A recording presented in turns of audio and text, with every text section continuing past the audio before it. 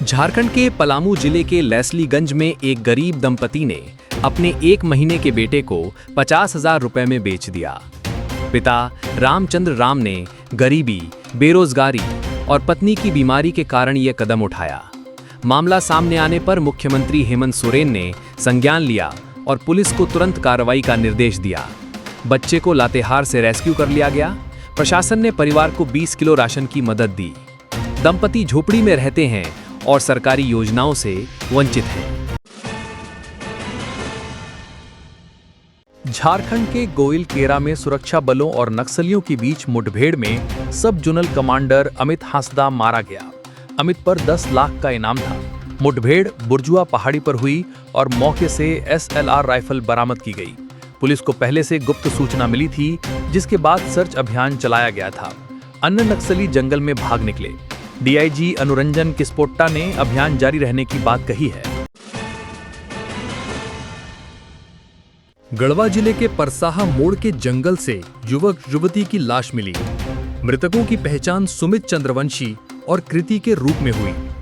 घटनास्थल से चादर, चाकू और पिस्तल बरामद हुआ। परिजनों ने हत्या की आशंका जताई है। कृति के भाई ने बताया कि सुमित ने चाकू मारने के बाद खुद को गोली मार ली। पुलिस जांच में जुटी है और मामले की तहकीकात की जा रही है। धनबाद के कतरास क्षेत्र में खदान हादसे में अब तक 8 शव बरामद किए गए हैं। सर्विस वैन पर चट्टान गिरने से हादसा हुआ और वैन 150 फीट गहरी खाई में जा गिरी। मृतकों में अधिकतर आउटसोर्सिंग कर्मी हैं। रेस्क्यू ऑपरेशन 2 दिन चला। कंपनी ने मृतकों के परिजनों को 30 लाख रुपए और 1 नौकरी देने की घोषणा की है। BCCL और प्रशासन की ओर से सहायता दी जा रही है।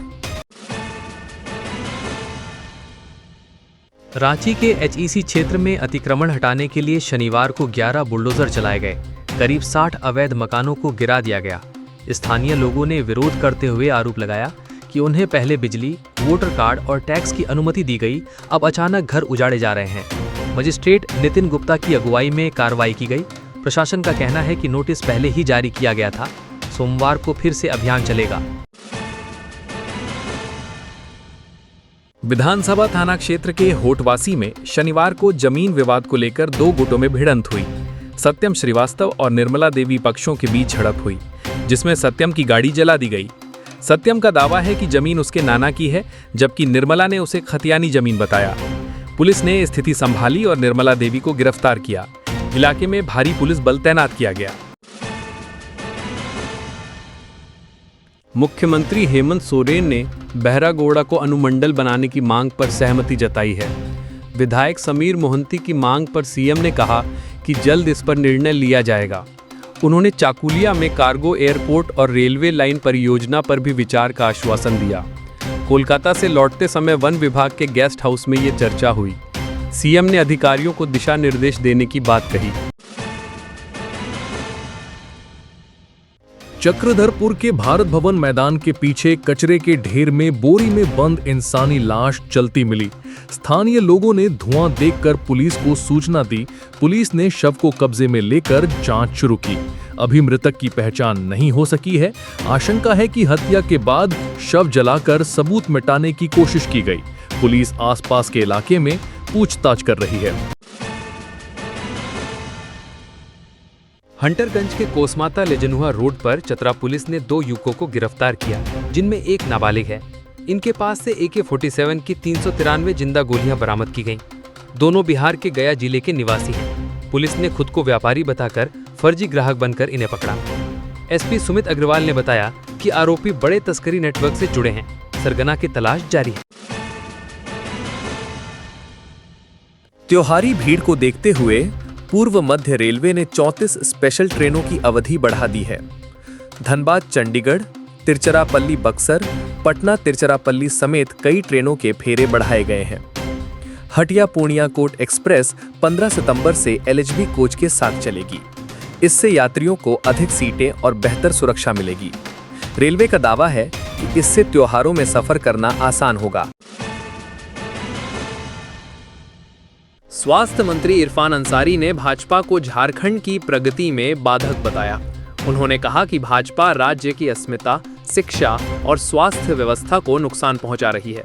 अंसारी ने आरोप लगाया कि भाजपा समाज में जहर घोल रही है और विकास रोक रही है। उन्होंने दावा किया कि हेमंत सरकार सभी वर्गों के विकास के लिए प्रतिबद्ध है। जनता अब भाजपा की साजिशों को पहचान चुकी है।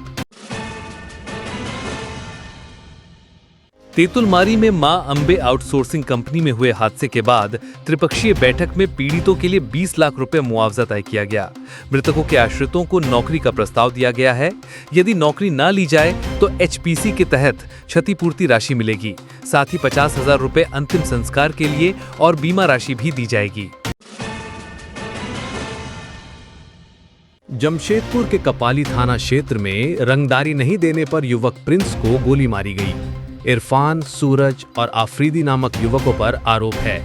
3 राउंड फायरिंग हुई जिसमें एक गोली प्रिंस को लगी। घटना के बाद इलाके में तनाव का माहौल है। पुलिस ने मामला दर्ज कर छापेमारी शुरू कर दी है और सीसीटीवी फुटेज खंगाले जा रहे हैं। बोकारो के जरीडीह और कसमार थाना क्षेत्र में घरों में चोरी करने वाले गिरोह के 5 सदस्य गिरफ्तार किए गए हैं। इनमें 3 सगे भाई हैं। इनकी निशानदेही पर 1.5 लाख रुपए के गहने और हुंडई कार बरामद हुई है। एसपी ने बताया कि गिरोह अन्य जिलों में भी सक्रिय था। गिरफ्तार आरोपी पहले भी कई मामलों में शामिल रहे हैं।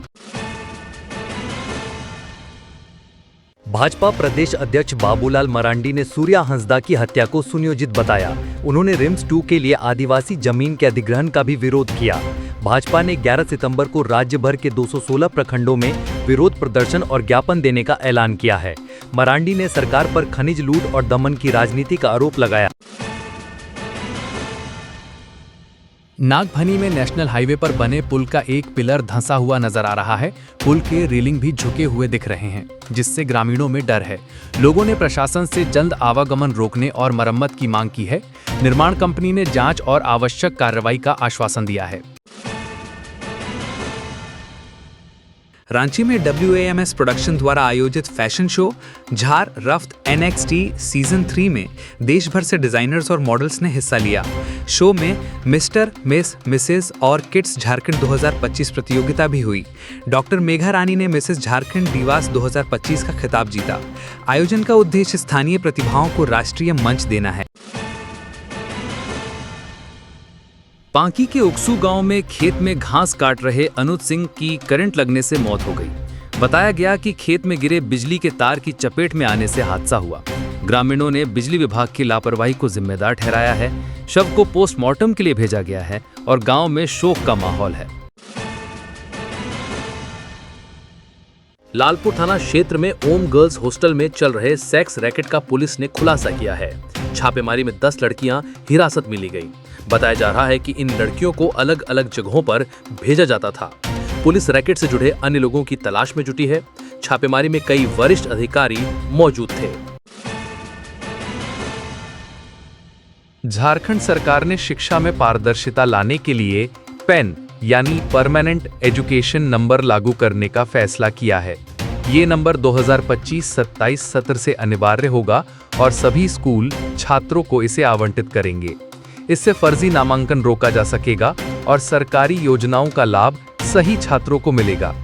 परीक्षा आवेदन से लेकर टीसी तक हर जगह पैन जरूरी होगा। हजारीबाग में जमीन घोटाले के आरोपी निलंबित IAS विनय चौबे की तबीयत जेल में बिगड़ गई। किडनी मरीज चौबे को पहले JP कारा हॉस्पिटल और फिर शेख भिखारी मेडिकल कॉलेज लाया गया, जहां जांच के बाद उन्हें रिम्स रेफर कर दिया गया। पूछताछ के लिए 4 दिन की ACB रिमांड के बाद उन्हें वापस जेल भेजा गया था। जेल प्रशासन की सूचना पर मेडिकल टीम पहले से तैयार थी। फिलहाल उन्हें बेहतर इलाज के लिए रिम्स भेजा जा रहा है। चतरा जिले के सिमरिया में 2 तेज रफ्तार बाइकों की आमने सामने की टक्कर में 3 युवकों की मौत हो गई। हादसा स्कूल के पास हुआ जब दोनों बाइकें तेज रफ्तार में आ जा रही थीं। मृतकों में एक की पहचान वीरेंद्र गंझू उर्फ बिल्ला के रूप में हुई, बाकी 2 अज्ञात हैं। बिल्ला का बेटा गंभीर रूप से घायल है। पुलिस अन्य मृतकों की पहचान करने की कोशिश में जुटी है। रांची के रातू थाना क्षेत्र के जखराटांड में जमीन कारोबारी की गोली मारकर हत्या कर दी गई। हमले में एक अन्य व्यक्ति बलमा गंभीर रूप से घायल हुआ है, जिसे इलाज के लिए रेफर किया गया। घटना के वक्त कारोबारी बिरसा चौक पर मौजूद थे। तभी बदमाशों ने ताबड़तोड़ फायरिंग कर दी। हमले की वजह जमीन विवाद मानी जा रही है। पुलिस जांच में जुटी है। कांग्रेस प्रवक्ता राकेश सिन्हा ने भाजपा पर हमला बोलते हुए कहा कि भाजपा अपराधियों को सामाजिक कार्यकर्ता बता रही है। सूर्या हांसदा के एनकाउंटर पर भाजपा की आलोचना को उन्होंने राजनीति करार दिया। उन्होंने कहा कि भाजपा नैतिकता की बात सिर्फ विपक्ष के लिए करती है, जबकि खुद भ्रष्ट नेताओं से भरी है। रिम्स 2 योजना पर भाजपा का विरोध भी विकास विरोधी मानसिकता बताया गया। झारखंड अब आम और तरबूज उत्पादन में आत्मनिर्भर हो चुका है, जिसका श्रेय बिरसा हरित ग्राम योजना को जाता है। पिछले 5 वर्षों में 1.58 करोड़ फलदार पौधे लगाए गए, जिनमें आम की संख्या सर्वाधिक है। सरकार 5 साल तक पौधों की देखरेख करती है। योजना से 1.67 लाख परिवारों को आमदनी हो रही है।